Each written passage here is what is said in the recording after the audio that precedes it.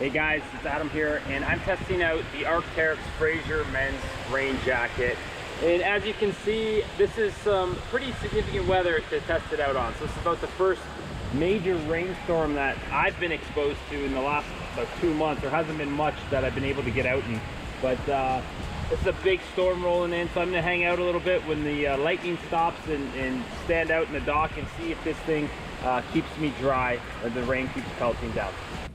This is the men's Fraser Jacket by Arc'teryx. This is their take on an everyday rain shell that can look good going to the office or be very functional while you're out in the woods. I was excited to test this jacket because, like many of you, I utilize most of my gear in an urban setting and take it out on adventures when I have the spare time.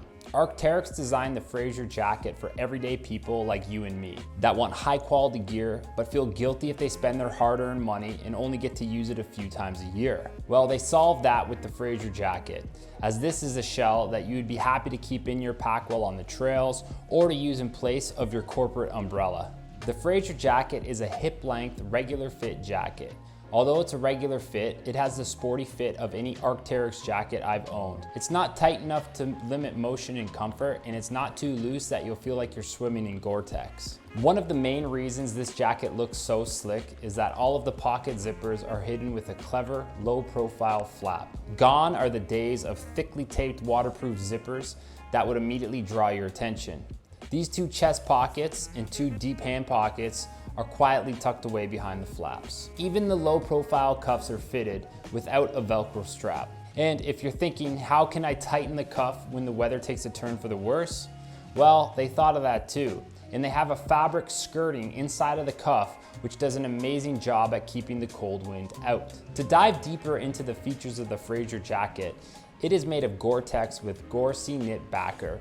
What does that mean to you? Well, it means that you'll stay dry when you're wearing this jacket. I've had rain jackets in the past that after 20 minutes in a downpour, it soaks through the shoulders and other areas. But I have yet to notice that at all with the Fraser. There's a draw cord around the waist, there's a hood cinch on both the left and the right, as well as a halo tightener to help keep the hood firm on your noggin, even on the windiest of conditions. Now, if you're a hardcore adventurer and you like being out in the woods and you want something that's gonna keep you dry but also is extremely functional, you're gonna wanna go with a more traditional rain jacket shell.